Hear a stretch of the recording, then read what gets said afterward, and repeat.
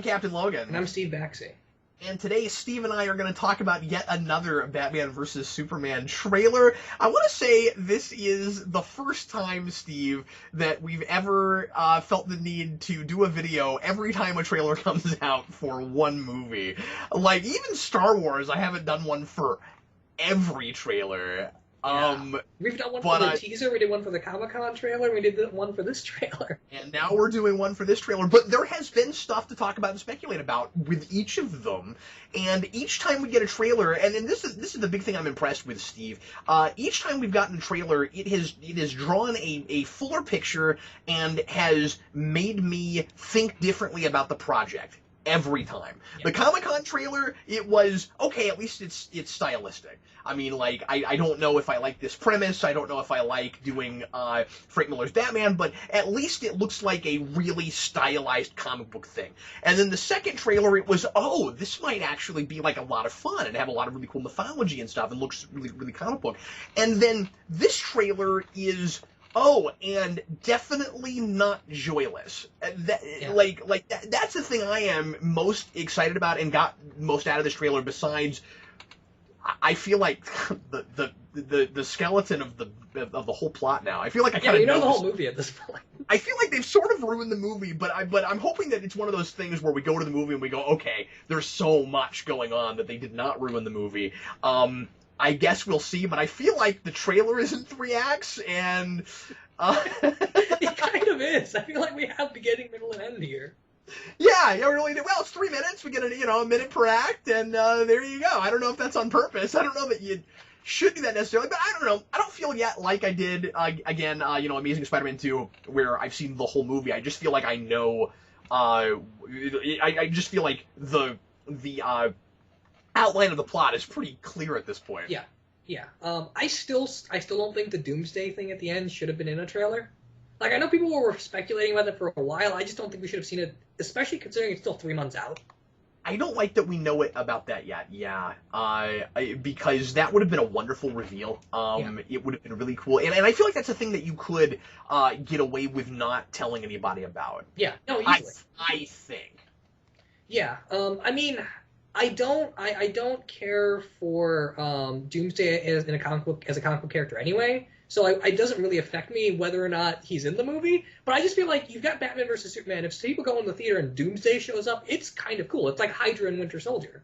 Oh, no, that would be a big deal. And yeah, imagine if that had been revealed. I mean, like, you can't tell me that there's not going to be a sense of mystery in the film about what Lex is doing behind closed doors unless they just always show show Lex to us while at every stage of his making Doomsday.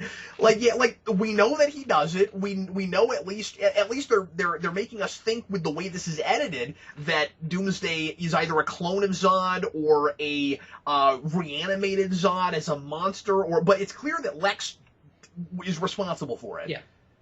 And that was kind of a given. And like, when the rumors were going around that Doomsday might be in the movie, and everybody was speculating that maybe it's going to be a clone of Zod, and I was saying, our speculation from the last video we did about this, that how cool would it be if that were the case, and Superman is indirectly responsible for the thing that might ultimately kill him if they do a Death of Superman adaptation. It looks like that's exactly where we're going now. Yeah. So all of that is really, really exciting to me, but you should seed it. You should make us wonder if that's what you're doing, maybe. I don't mind the Zod head reveal in the previous. I don't have a problem with that. I like maybe making us guess like that a little bit. Okay, what's that about? Because that was one of the things that got me really stoked. Where I was like, okay, it is a direct sequel of Man of Steel. I mean, it really looks like that, and there are consequences to Superman killing Zod and all this stuff, but. Now I feel like I know the story. Yeah, and I mean, we saw Zod's head before, we saw Lex with Kryptonite. We could have assumed a couple of different things, and now we know that Doomsday is the penultimate plan. Yeah, and we know that that's the reason Wonder Woman shows up. And I don't think there was any doubt that there was some extra threat that brings Batman and Superman together, and then Wonder Woman and possibly other superheroes show up. Yeah. And I always say possibly other superheroes because we had been told months and months ago that both Aquaman and Cyborg were supposed to show up somewhere in this. Yeah, we know or at least we're pretty sure that Cyborg's just gonna be a cameo. So I wouldn't be surprised if there was anything more than Victor Stone getting injured, and then we'll save him becoming Cyborg for Justice League. And then who knows what the Aquaman thing is? I bet that's probably that might be a seed thing too, or could even be. I was gonna say could even be an after credits thing, although I would imagine that DC would try to separate themselves from Marvel by never doing those. Maybe. I don't know. I'm not sure if they'd be above that because it feels like such a staple now for these kinds of movies to do something. I'm not saying they're above it, but Man of Steel didn't have one. Maybe they'll want to be consistent with it. Maybe so. I don't know. Because they've been doing it with the animated movies, so they might. Yeah, but I don't think those are comparable, man. I mean, that's practically like two different studios making movies, dude. No, I that's mean, fair. you've got these animation people, and then you've got it's all Warner Brothers, but yeah, I don't know. No, that's fair. I'm just not sure if I feel like there might be just some studio pressure of we should do post-credit scenes because they're popular. Yeah, some sort of a gimmick. Yeah. To keep people in the seats and get them. Because it's very important, Steve, that we make people sit through 20 minutes of credits. Yeah, exactly. But no, I mean, I wouldn't necessarily want post-credit scenes because I feel like the layout of the DC Cinematic Universe is already pretty distinct from what we have over at Marvel. Especially with Wonder Woman being a period piece, Suicide Squad being a completely different kind of weirder thing. Oh yes, definitely, sure. And with Aquaman also getting a director and a script and stuff going, like they've got their own sort of progressive plan. Where the idea, from what I'm told, is, or at least from what I've seen, is every movie is a 100% sequel to the last thing we saw. So Man of Steel builds to Batman vs Superman, which builds to Suicide Squad, which builds to Wonder Woman, which etc. Which is not the way Marvel does it. No, not at all. And I think that's cool. You make these things complete standalone things, but also have this overarching story that's going all the way through them, and have these distinct like genres for each movie. Marvel does that, and I think that they're starting to feel like more direct sequels, some of them, but they'll have these kind of isolated things where Guardians of the Galaxy, it didn't matter if you'd seen anything. I mean, and it wasn't, and it didn't happen specifically because of the last movie, really. So yeah, you're right.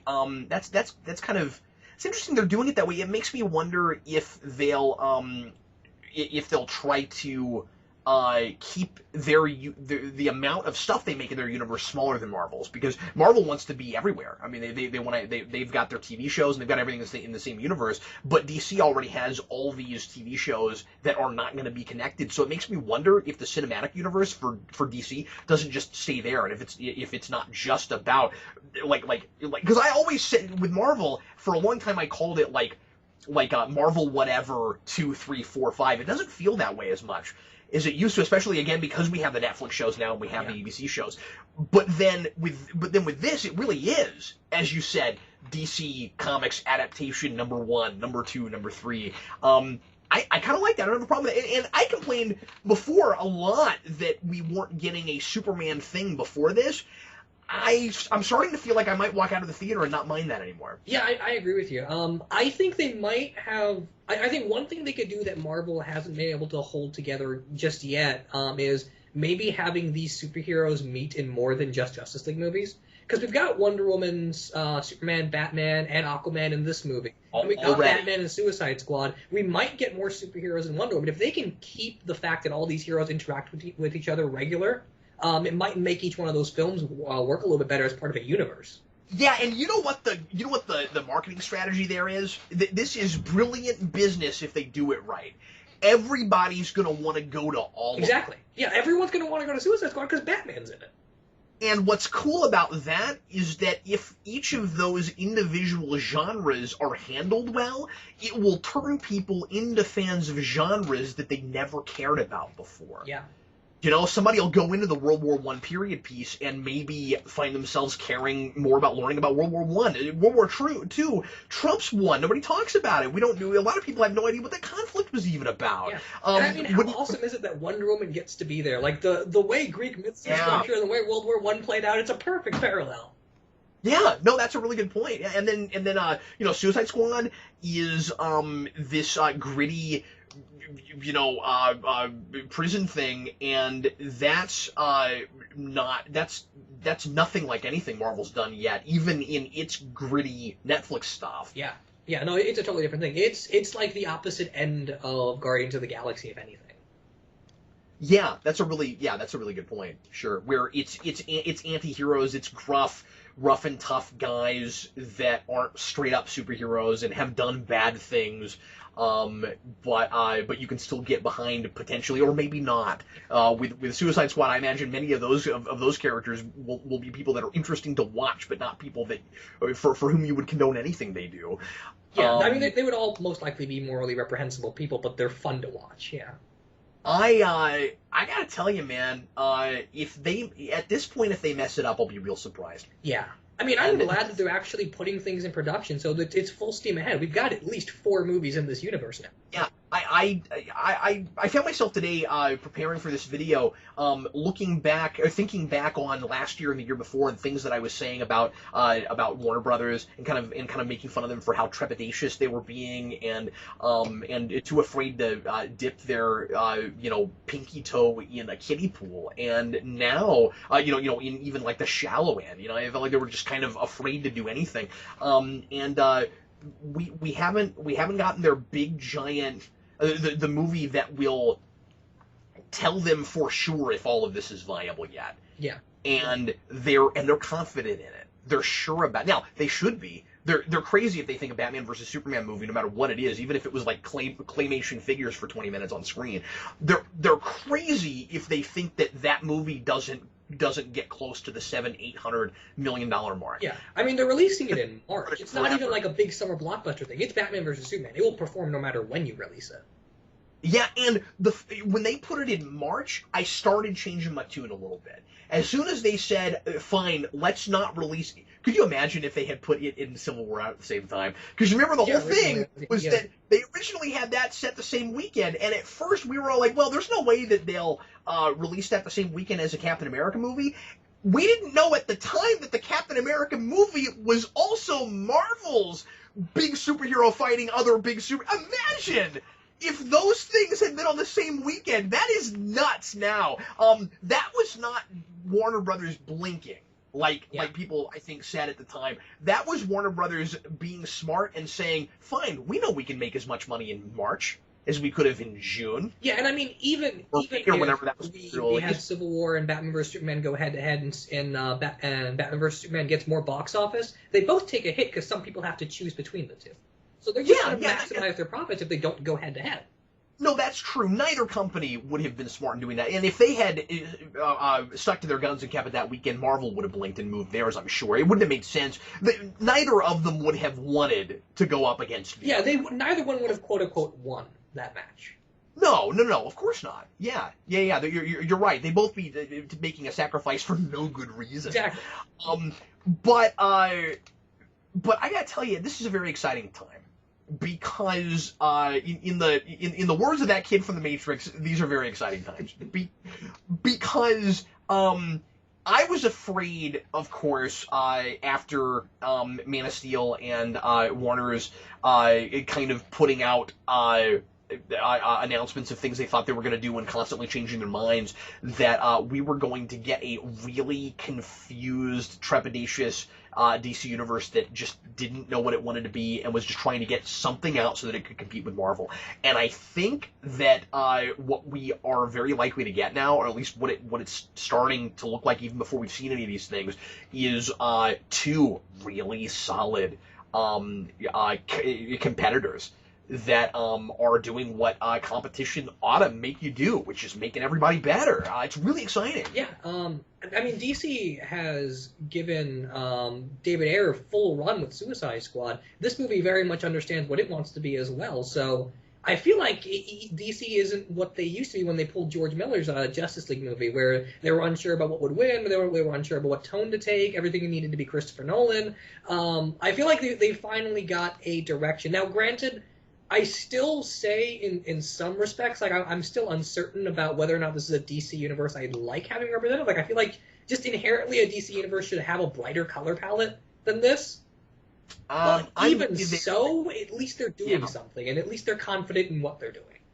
yeah, it's probably going to be a little bit too contemporary and pessimistic for contemporary in the idea that the real world that to make it feel realistic, it must be harsh and pessimistic, and people must on the whole be bad to each other and need heroes to show them that they can be good in the first place, but then the heroes have to be as conflicted as they are and learn that too. Yeah, like it's very much Frank Miller.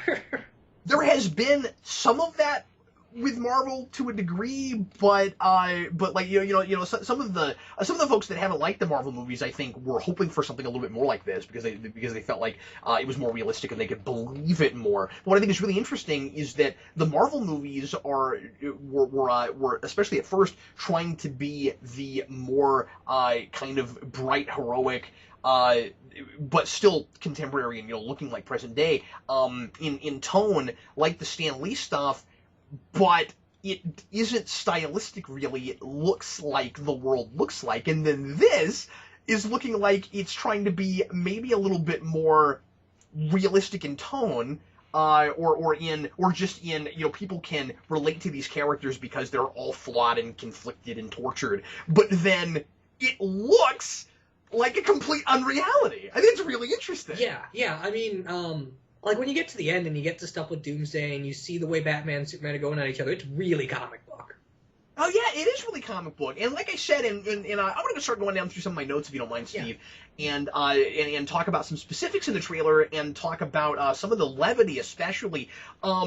It looks like fun. And I think I said that last time, but it really does now. And the dialogue they were really smart about what pieces of dialogue they threw in this trailer, Steve, because it sounds like the punchiest, sharpest comic book script. I have some issues with some lines. Like, I don't like Lex's introduction. I don't mind it just because I like that he has a sense of humor, and I feel like we need to see the movie before we can be sure what we're doing with that, because you can already see two Lexes in this trailer. Yeah, I mean, because I love the ending line he has when he says psychotic. He says a 3-syllable word for anything that's too big for a small mind to grasp. Like, that's great. No, it's great, but but see, that line is what makes me potentially, again, we've not seen the movie yet, potentially more okay with the way he's introduced. I think there's going to be some real parallels between Superman and Batman having alter egos and Lex Luthor having his public persona and his real and the real Lex Luthor. I think he's doing that on purpose. I think he's laying things on real thick in public, being a goofball like that, and then there's this much darker, scarier master manipulator guy in the background. I think it's a great take on him. I think what they potentially might be doing, just from the couple of seconds that we got there at the beginning, is making a Lex Luthor who in public pretends to be the Christopher Reeve version, but is actually something closer to the Michael Rosenbaum version. I think that's what we have here. Yeah, maybe so. Because he's kind of got like a bit of a Gene Hackman thing in that introduction with the and I like that if that's what they're doing with it. I love the idea of potentially giving Lex Luthor sort of an alter ego like that. Yeah, and I like that he's got a god complex thing. Like, he's talking about the devil, and he's talking about Superman as a god and bringing him down as a man. Like, stuff like that's inherently that character. That's interesting. I think he's written well, if nothing else. I'm just not a big fan of Jesse Eisenberg, though. So we'll see what he does. I've never minded him. I haven't seen him in a ton of things, and I guess I don't have a huge opinion, so maybe that's making it easier for me to not immediately make a judgment call about it. He's not playing Social Network, though, so I'll give him that. Like, they must have hired him for that movie. He's not doing that role at all. We're seeing more of him than I thought we would see. Yeah. Honestly, I didn't figure you'd sell this movie on Lex Luthor. Yeah. Because really, at the end of the day, you could still sell this movie simply on Batman and Superman fight in exactly the same way that originally, before they changed everything, Star Trek Generations was supposed to be Kirk and Picard fight. Like, if they had kept that with Star Trek Generations, all you needed was a poster that was like Kirk versus Picard. Go. You don't need to see a trailer. You don't need anything else. Everybody would want to see that. That like Star Trek. Well, the thing I'm appreciating though is that Batman versus Superman wasn't a big enough sell for me. I mean, obviously I was gonna go see it, but like I wasn't excited about it until I saw a little bit more. Yeah. But I think that your general audiences that don't have the investment already in these characters, the preconceived notions that we do, the kind of uncertainty that we have about Zack Snyder and stuff like that, your general audience has seen too much now. Yeah. And that's my big complaint about it is simply so I mean I'm two minds. I like most of what I'm seeing, and I think I've seen too much already. That's how I feel about it. I'd be okay if this is the trailer we got in like January, February. Yeah, but now I'm afraid we're gonna see way too much. Yeah, because there'll be another one. Yeah, I mean there'll definitely be another one. There'll still be one final trailer, and I mean The Force Awakens is weeks away, and I know less about that movie than I know about this one. I mean, once I talked to Dan Torrey about it, I felt like he knew the whole plot somehow, like he'd stolen the script from J.J. Abrams. But yeah. Anyway, well, if you don't mind, I'm going to go down a few notes here. Yeah. As I said before, I'm feeling more and more like this really is a direct Man of Steel sequel. I said before that I was worried that we weren't going to get enough actual Superman status quo with like Clark Kent working at the Daily Planet, what all that stuff looks like, that supporting cast. I might end up beating my words, and I really hope that I do. Yeah. I think the Superman statue, I paused that and looked at it. That is one of the coolest things I've ever seen. Yeah, that statue is incredible. And they actually built it too, I think. Did they really? Yeah, I remember. I think there was months ago there were set photos of that statue. Here's what I don't understand about that. So you're going to build a statue. You're going to build a thing that could just sit there, and that anybody looking at it couldn't tell if it was CGI or not, because it's really easy to make stone in a computer look real. But you're still going to have bodysuits and things that people that aren't actually practical effects, and that you just CGI afterwards.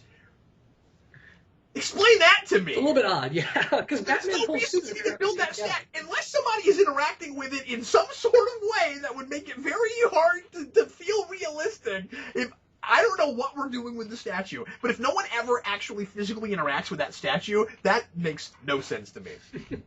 No, but it's a good-looking statue, and in the second trailer we got the false god thing written on it. I like that that's still going to be a continuing theme there.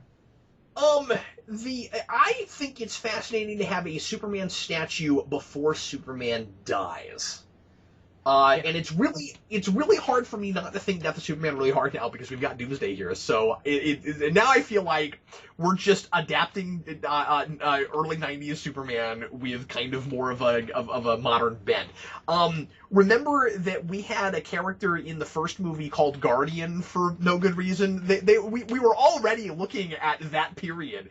And we had Stephen Hamilton. He's a really big deal right around then. And so anyway, really interesting to me that you would have a statue like this before Superman dies, and it makes me really suspicious about the possibility of going forward and doing Death of Superman, because it's hard for me to see a statue and Doomsday and not think you guys are going to Death of Superman.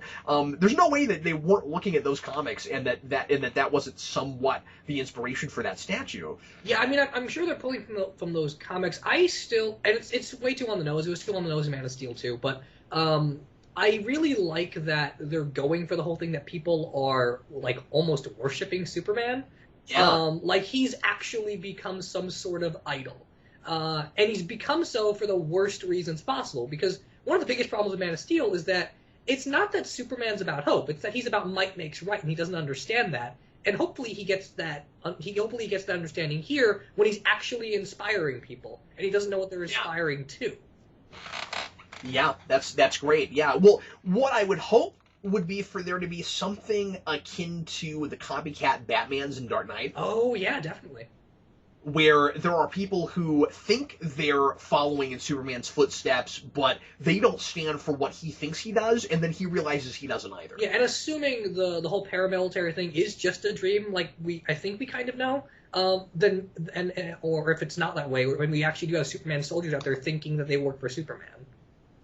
Yeah, so we should talk about that because we almost made a video about this and then realized that this trailer was coming out. So the behind the scenes look that played during Gotham, which is 50 seconds. We need to not call things anything like that. After way back in 2005, we had an actual what 5 or 10 minutes of Batman Begins in the middle of a Smallville episode, or after it. After in my lifetime I've seen that. It's really hard for me to hear sneak peek and not think, oh, you're gonna get a whole scene. They got 50 seconds of Superman, and I mean a powerful thing to look at. Really neat that that's what they chose because it makes you go, oh my god, what am I looking at? But that Superman and obviously I can see some fanboys kind of freaking out about that and being like, oh, that's not what I want my Superman to be. But then very smartly this trailer. And you got to wonder if they knew they were putting that out before this trailer. It sure feels like it. Yeah. Because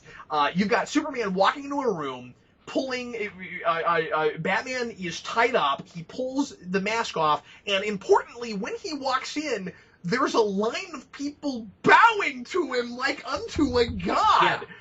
What is going on? I mean, it's basically Batman experiencing exactly the fascist dictatorship that he's afraid of. And maybe that's what it is, though. Maybe because we got a picture of the toy a little while ago, and the toy of Batman in the desert outfit is Nightmare Batman. So it's very... Oh. And then in the middle of that desert scene, when Batman's taking out guys, there's weird winged, almost like parademon-looking things coming down at him. They look exactly like parademons. Yeah, so it might actually just be his nightmare vision of what Superman could do. That's what I was gonna say. Is it's gotta be that. And I started, or if it's not, I don't know how you integrate that. Yeah. I don't know how that makes any sense unless there's some sort of goofy, gimmicky mind control involved. But when you've got, there's a part of me that would love for it somehow to be more than just a gimmicky dream sequence. But as I always say, if it gets us into Bruce's head and it reveals something about him and doesn't just feel like a freaky moment to kind of surprise us, then it might be cool. Might be cool to have it. But I don't know. I'm glad that this opens with. This trailer opens with Clark making a big deal out of Batman taking away or trampling on civil liberties. Yes. Because that obviously doesn't even remotely track with the fascist dictator Superman. So he obviously thinks that Superman is a good thing, and he thinks he stands for all the things that Superman is supposed to stand for.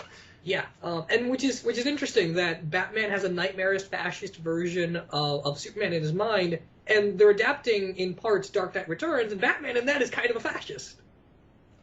Yeah, it's really interesting. Well, and I wonder if that's not where we're going to end up going with it, where he realizes that that in trying to take down Superman, he's becoming exactly what he thinks Superman is. Or he already was that, and he just doesn't want to admit it. Well, it's hard not to argue with that. I mean, just from what we've seen so far, he's branding people, and it looks like he might already be sort of trying to turn Gotham into sort of a police state. He's already doing that, and he doesn't realize it. Yeah, no, this is very clearly a little bit more far gone Batman, which, by the way, I just want to mention this again. I think I've said it a million times already, but Ben Affleck is perfect. He's so good. I like that Bruce Wayne has some gray hair. Yeah, I like that too. The way Affleck plays Bruce Wayne, though, he's perfect. There's no other way to put it. He's off the page. That smirk he gives, everything. And I don't know if everybody watching this is going to agree with me, and it might sound different when we see the movie and stuff, but they may have finally perfected the deep Batman voice. Yes. Yeah. I think it sounds great. Yeah, it's not goofy. It's kind of subtle. It's a little haunting sounding. And he sounds almost demonic, but not in a, again, hard to understand or silly way. But he's trying to obviously intimidate and scare people because that's what Batman's about. But even in the voice, and maybe I'm reading far too much into this again, especially not having seen the movie yet. But maybe the idea with that will end up being that Batman has already turned into too much of a monster, and I wonder if they might even back that voice off a little bit after he realizes that he becomes something a little bit closer to what we're used to. Maybe so. But I like that voice is extremely functional. Like the thing with Christian Bale's growly Batman voices, when he tried to make a joke in that voice, it just felt awkward. Like it just didn't seem right. Like he does that in Dark Knight, he does that in Dark Knight Rises. With this, he's they have that joke about Wonder Woman, and it sounds good. It plays. He feels like comic book Batman, where he can give you a dark, terrifying speech 1 second, and then just give you a one-liner the next. Yeah. And I also think he looks great in the costume. Like he looks like off the page, almost Jim Lee kind of Batman. Yep. Yeah. Well, and we said that before, and importantly, a lot of the action shots we've seen already. Yeah. Let's talk Doomsday a little bit. He looks a little bit like your typical CG monster.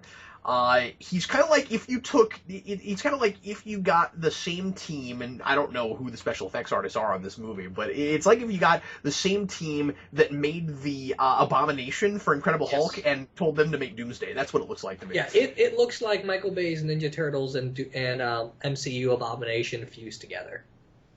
I mean, I don't hate it yet. So you don't like Doomsday as a character. I do to a degree. Now, obviously, he was invented as a plot device. His history's kind of interesting to me. He obviously, as we went on past Death of Superman, the things we would do with him in the present got increasingly silly, and he got increasingly depowered. But then every time we'd go back and do things to flesh out his history, that stuff was always really interesting.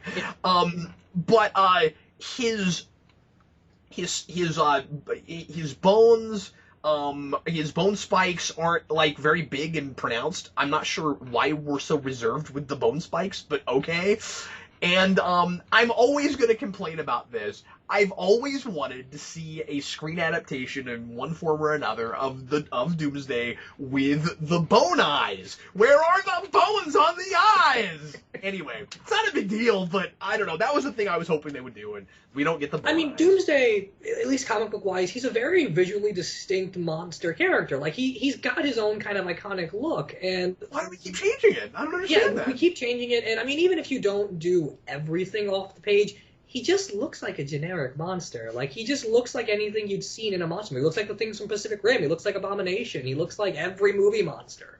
But importantly, we gotta be... Well, some of the Pacific Rim monsters were kind of different, but something we have to be careful about, though, of course, is because it's probably related to Zod. I mean, I don't even want to say probably. It seems like a foregone conclusion at this point. The way they edited that together, they're making a big deal of, okay, Lex gets Zod, Doomsday happens. So if that's the case, then I want to be careful because on the one hand I'm complaining about that stuff taste issue wise, and the other hand, if it's Monster Zod, then the look might end up making more sense, and I might buy it more in the context of the movie. He does have a more human shaped jaw or human shaped skull. Yeah. Because he was probably cloned or is the reanimated corpse of a thing that had a human skull. So that's all okay, and I guess then maybe you wouldn't have the bone claws, or the bone eyes. But then why does he have bones protruding and all of that? It could also just be an evolving thing. Like maybe he's got like multiple forms. Because Doomsday in the comics got that where you hit him one way, and if he gets injured from it, he won't get injured again. So maybe like it's an adaptive thing. Yeah, I'm wondering if they'll build that in somehow. I mean, that's the only way that would make a whole lot of sense for him to eventually be the thing Superman can't stop if we go there with it. Who knows? Or it might just be they decided to use that monster as the generic thing that the heroes get together to fight so that Batman and Superman can sort of become friends at the end, and that they just made it Doomsday because that's a thing people recognize and we can sell toys out of. Yeah. But on the other hand, what if they do the comic book thing where they sort of beat him, they send him off into space, and then he ends up becoming more powerful and he comes back? Yeah. But I would assume that he won't kill Superman in this movie. No, there's more than kill Superman in this movie. Maybe Justice League, maybe later down the line, but I don't think in this movie. What's really interesting is Superman. I always question Superman killing Zod because I had a difficult, just physically, if that could even happen. I always had a tough time with the idea that you have these two indestructible people, and one of them has enough force to break the other one's neck. Like, I was never real sure I totally bought that. And it was a thing that people had speculated about before Man of Steel ever came out, was could one Kryptonian on Earth very easily kill another Kryptonian? And I think it's really interesting that we've got that in this universe that's apparently possible, and we have Superman kill Zod with the neck snap, and then we have this monster that's created somehow probably out of Zod, who has probably all the powers he did before, and now has heat beams that come not only out of his eyes but every pore of his body or something, and because it's coming out of his mouth now and stuff. Like, it's just a whole face bomb at this point. So the consequences of what Superman did at the end of Man of Steel are astronomical. Yeah, although I guess that's another thing I don't like about the trailer, and this is all up to context, because everything could be abandoned. We could just be in a massive abandoned city, but there's lots of wholesale destruction. Like, it's all over the place. Every fight scene, everything is burning and burning to the ground. That's a really good point. Doomsday's laser destroys an entire block. It better be abandoned. And once again, you would figure that Batman and Superman would, both of them, do their very best to make sure that this fight was happening away from people. Yes. I mean, because that's the whole thing with this movie, right? That's the whole thing with Batman, is that you destroyed my tower because you recklessly fought someone in the middle of the city. Yeah. Now you're recklessly fighting someone in the middle of the city. So you can't buy him doing that. So this fight has to either happen prematurely or not the way either of them wanted it to, or something. Yeah, like it has to either be abandoned, either they have no control over it, or they have to deal with it somehow. They have to deal with the fact that everyone's dead all over the place, unless it's abandoned. Yeah, like, I don't see making that mistake again in this movie, right? It's all about the direct consequences of that happening in the first place, and after all the complaints people had about collateral damage with Man of Steel, you'd think that would have to be first and foremost on Snyder's mind this time, because the story's about it. But Snyder's never backed down on it. He still says that the wholesale destruction was a good thing. So, I don't know. It's tough. Okay, that would be the most awkward thing in the world, where we do a movie about that, and then we forget about it in the third act of our movie, or whatever. And I wouldn't blame Terrio, because I don't think all of that's in the script. I don't think the script says Doomsday takes out an entire city block with his laser.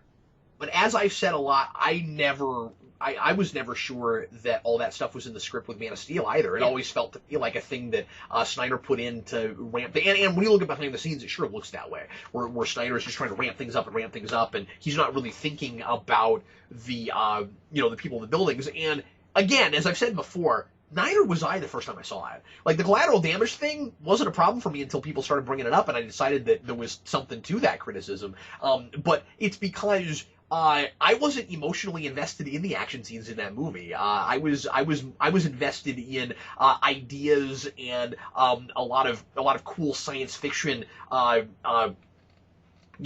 concepts and stuff, and a lot less in. It just didn't feel like any story was being told in those scenes, really. So I was tuning out. And I mean, to be fair to a degree, I get that just having Batman, Superman, Wonder Woman, and Doomsday fight in a blank desert is not visually appealing. I get that. But at the same time, if you're going to have it in the middle of the city, just give us an explanation. Give us something that deals with the fact that this is not where they want to fight and this is a problem. Like people say that you can't criticize Man of Steel for that and then not do that to Avengers. Here's the difference. All of the Avengers have killed people.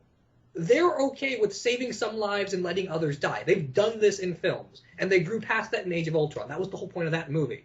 So it's a different thing than it is in Man of Steel, where he's all about hope, and then he just kills everyone. Doesn't matter that he saves a couple people.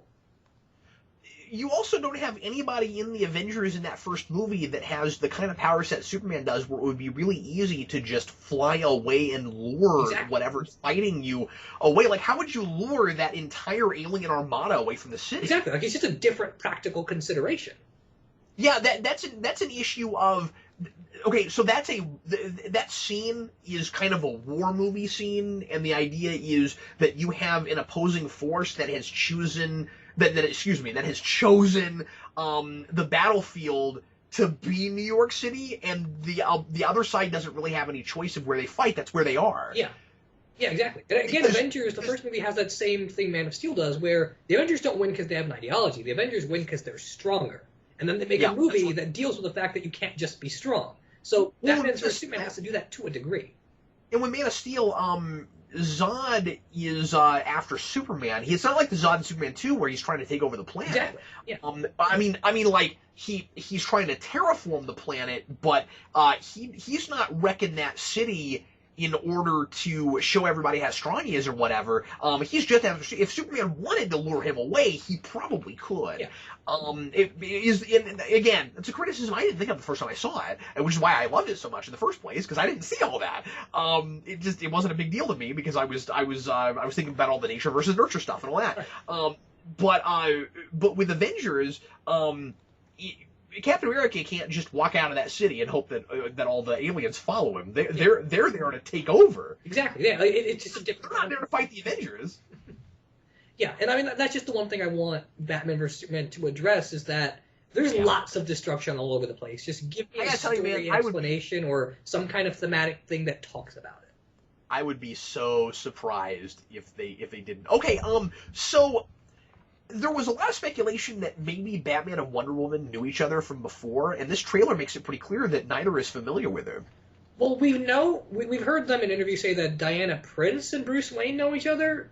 Now, Batman and Wonder Woman might be a different thing. They sure don't, because one of them's like, I thought she was with you, and again, that's more stuff than I thought we would get this early. Yeah, in the previous trailer, we do see Diana and Bruce Wayne together at a party. So, I didn't even remember that. We didn't talk about that when we did that video. I missed that. Yeah, I don't remember which trailer it was. It was probably the Comic-Con one and not the teaser, but they did meet each other somewhere, so I guess Wonder Woman's just been a secret up to this point, and we just see Diana for most of the movie, which is okay.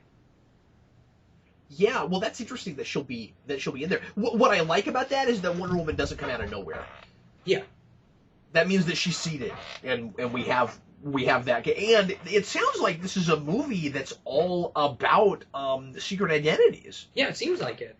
And what's very exciting about that, first of all, that's of course just so DC, but again, helps to stand apart from the Marvel films because none of those people have secret identities. Yeah, no, that's a really good point. I mean, we're about to finally get one that does with Spider-Man, but as we were talking about earlier, this no longer feels like DC saying, what do we need to do that Marvel has been doing to go up against them? This is them saying, what are they not doing that is really appropriate for this material that we ought to be doing in order to set ourselves apart but to be able to compete. And one of those is, of course, the traditional superhero with a secret identity and the larger-than-life godlike heroes. They're doing all of that. Yeah. It's like... Yeah, and I mean, they've got a very different dynamic, because like we set up Man of Steel, and we have a Lois Lane that already knows Clark is Superman. You may very well get a point in this movie where Batman and Superman figure out who each other are, or at least Batman figures it out because he's a detective or something like that. So if it becomes about exploring that or finding it in each other or something like that, you could very easily do a very strong thematic thread about the point of secret identities, or if they matter, if they help, or if they hinder. Does it work for someone like Batman when in a way that it doesn't work for someone like Superman? Importantly, if Superman sees Batman when he first has a confrontation with him like he would any villain. Yeah. You're a person that's bad for the planet, and I've got to stop you. Yeah. It makes no sense that he wouldn't immediately X-ray his mask and find out who he is. Yeah. There's no reason Superman in this universe shouldn't know it right away. And of course, that's been a thing before. The World's Finest movie, the several episode arc in the Batman Superman Adventures, did, if memory serves, did this really fast, where Superman just X-rays him and knows it right away. But he could just be nice to him and not know his secret identity and not actually use his X-ray vision, because he can control it. He doesn't have to use it. It's not like telepathy with some telepathic characters. But if he thinks that Batman is a bad guy, I don't buy him not using it right away. Yeah, I'm pretty sure he's going to use it right away. I hope we just do the World's Finest thing, because the World's Finest, the way Batman finds out's hilarious, when he just puts a tracker on it and then gives him a thumbs up when he finds out. Oh yeah, that was cool too. Well, and they both have these fun legs up on each other. Yeah, exactly. And I mean, I didn't think this movie would do something like that, but given the tone of this trailer, it might. Like, it might have a bit more fun with that. You know what else I'm sort of expecting now? I think acting beside Ben Affleck is going to automatically, and hopefully the story, the script is doing this too, but I just got this vibe from the little bit that we got to see with their interaction together that immediately not only defines Henry Cavill's Superman in comparing him to Batman, but also just gives him more of a personality. Forces him to come out of his shell and talk more and tell us more about what the heck he's about and all of that, because I just felt like we had too much of a monosyllabic Superman in Man of Steel, and Ben Affleck's a pretty good actor, I think, and so I think putting Cavill next to him is liable to, I guess it's Cavill, is liable to really raise both performances. Yeah, and also because Ben Affleck, the way he's worked out and looks for this role, he's kind of a towering form. He's a little bit taller than Superman is. Superman just by necessity not only has to justify himself in dialogue and in story, but just acting wise, he has to be like point for point against Affleck. Well, and remember how when we did the Batman Begins commentary last week, we were talking about how Christian Bale had to bulk up really hard for that role, and then he bulked up too much, and he had to scale back. If they were doing this version of Batman, then he would have been exactly the right weight for it. Oh yeah, probably. Definitely. Although I think I'm not sure how much weight Affleck put on, but I think he's even bigger than Bale was in Begins, wasn't he? Because he's got to be, because if you're doing the Frank Miller Batman, that's this enormous, hefty Batman. Yeah, that's what he looks like. That's what and it's not all in the costume, clearly, because that is a skin-tight costume, right? Like... Yeah, definitely. Although there is one thing about the costume, and I couldn't help but bring up this joke at some point, but It's a cowl, so there's little bits of black makeup. And in that moment, Superman rips off Batman's mask. He rips it off so hard, he takes the makeup with it. Yeah, that's always a thing, though. You very, very rarely see somebody take the mask off and there's no black underneath. I just feel like someone's going to say that if we don't say it here. But it's okay in a dream sequence, Steve. Yeah, that's true, if it is a dream sequence. Because in a dream sequence, he might not imagine himself still having the black underneath. And you can chalk it up to surrealism. And see, this is just why we should default back to the white eyes. Just give him white eyes. I don't know what that would look like on... I guess you have... Aren't they kind of doing that with the helmet? Yeah, they do that with the helmet, and then in Dark Knight, we saw it at the end when Batman had the sonar thing going. Oh, yeah, that's right, with the sonar. I can't imagine doing it all the time, though. How do you emote? How do you make the character expressive? Like, that's fair. I don't know. I want to be able to see his eyes a little bit in live action, but that's just me because in a cartoon you can at least do stuff with the shapes of the eyes. Yeah. And you won't be able to do that in live action unless you're making it very much like its own surrealist universe. Like almost. Then there is a lot of talk that they might be doing that with Spider-Man's mask. Oh, yeah. In the Marvel movies, and actually having the eyes, move and change shape, and I think that's really cool. Yeah, that'd be awesome. Potentially, I don't know what that's going to look like in live action, but I think it might be a cool idea. The only other thing I wanted to bring up real quick, Steve, is and I should have mentioned this when we were talking Doomsday, but I'm wondering if Doomsday will have any memories from Zod. That's a good question. And if he will just be a monster Zod, like is this still Zod? I think because we originally jumped real hard to it's probably a clone, and even if it is, they could still do this because comic book clones almost always end up with the memories of the people that they were cloned from.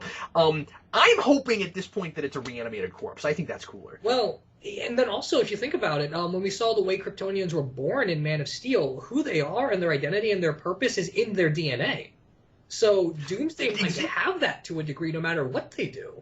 That's a really good point. That would be one of the only times that you could clone memories, and it makes sense. Yeah, exactly. Because then this Doomsday would have a purpose.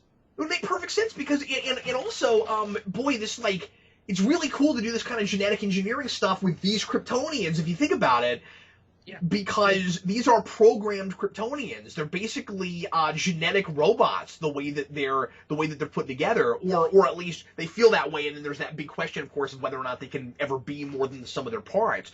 And now we've got Lex Luthor either cloning or again reanimating a corpse and making Zod that again, but for his own purposes. Yeah. But as a monster they ultimately can't control. Now it's a Frankenstein thing. I think this is a great, great idea. I only wish that I wasn't sure that's exactly what we were doing yet. I would have liked to have been blown away by that in the theater. Yeah, I mean, again, this is just too much to show in a trailer. But of course, since people have been speculated that might be what it is, and I was crossed my fingers real hard hoping that's what it was. I guess I wouldn't have been blown away. I wouldn't have been as surprised by it as, like you said, like the Hydra reveal. But it still would have been neat to get all giddy and be like, oh, cool, that is what they're doing. When we see it now, I'll be like, okay, do it right. You know what I mean? Like, yeah. So I don't know. My only complaint is just too much too soon. Yeah, too much too soon, and I guess everything else is just up to context, like the city destruction and stuff. We just have to wait and see. And I think I'm sounding more confident about all that stuff than you are, but I think you're definitely raising fair concerns, Steve. Just things that I wanna believe that the context will be there for that stuff. But there's no, I mean, you can't be sure yet. The movie's not out. Yeah, I mean, it all comes down to I trust Chris Terrio, I don't trust Zack Snyder. That's fair. Yeah, that's totally fair. But I hope he turns this around because I have never been apologetic about this. I love Watchmen. Yeah. And I wanna see Snyder do another movie that I loved as much as Watchmen because I mean I like 300 okay, but nothing else he's done has been even close to to my love for Watchmen. So yeah, like I think that's really the only great film he's ever made, really. Because what else is there? There's 300. There's Sucker Punch, which is awful. Yeah, and then he made that animated owl movie. Yeah, that wasn't that good. It'd be really funny if he adapted Court of the Owls after he made that owl movie. I hope not. I don't want to see the Court of Owls on film. Oh, it's gonna happen, Steve. It's gonna happen, but just do Black Glove. Do the story it's supposed to. No, it may not necessarily happen. There's all kinds of places we could go. They're too popular. They're gonna do it somewhere. It's gonna happen in Gotham. Oh yeah, it's gonna happen in Gotham. I bet you they're gonna do something within the Batman movie though. Do you think? I think so. I don't think we're getting away from that. You think they'll do a whole lot of like ancient Gotham mythology and all that? I don't know about ancient Gotham mythology since it seems like everyone's abandoned that at this point, even Scott Snyder. So we'll. Well, I'm sorry. I don't mean ancient. I mean just early stuff. Just like Oh yeah. Well, it's like the way the Court of Owls into the straight. The more I thought about that, I was like, no, they weren't there from antiquity. But yeah. Just like the 1800s stuff, and then putting all. Yeah, like the infrastructure invasion. Yeah. Mm-hmm. Yeah. Maybe they might do that. I mean, that's the only way the court really works. Or maybe like the five families or whatever. Yeah, they might do some of that. They might do the thing they do in the comic with like the bridges of Gotham or something like that. Wouldn't it be really funny if we adapted Final Crisis in this universe and we have, because I think we're supposed to get Darkseid, so it'd be really funny if we had Darkseid send Ben Affleck back to the time of Caveman. Just do Return of Bruce Wayne on film. I'd watch it.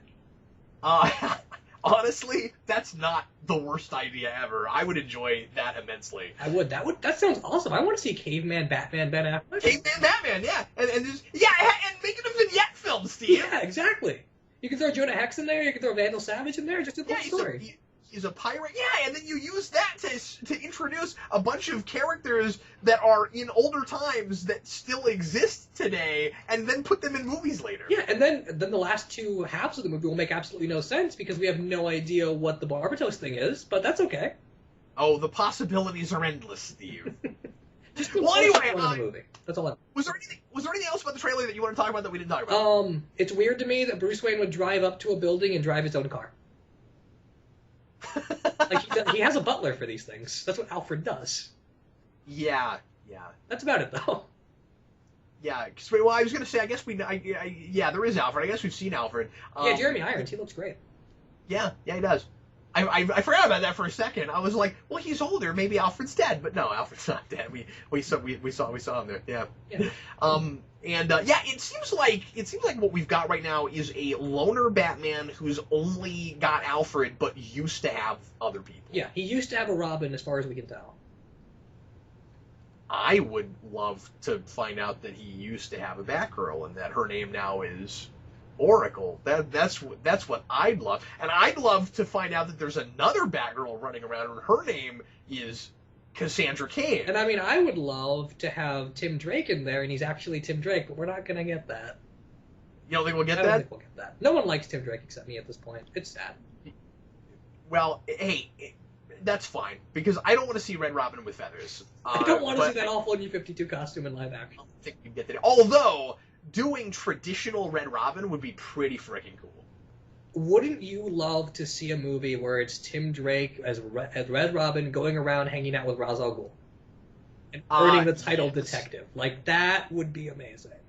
Yes, I would, but then I was also thinking, wouldn't it be cool to do a live-action adaptation of Kingdom Come? And shoot forward, and you can get away with that. Come on, Ben Affleck is 90-year-old Bruce Wayne. Do it. Do it up, yes!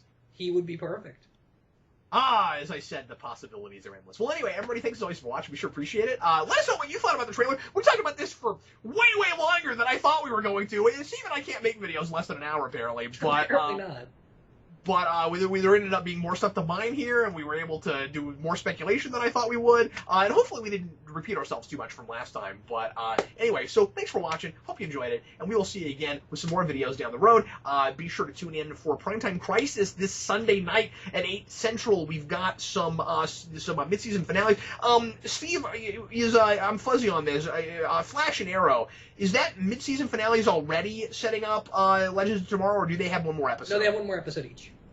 Okay, so we have the Gotham mid-season finale, and then we have the Flash Arrow crossover plus some other shows. Next week, we're gonna do Crisis, of course, on Sunday, but then after that will be the Jessica Jones spoiler cast live. So look forward to that. And in the meantime, I'm Captain Logan, And I'm Steve Baxi.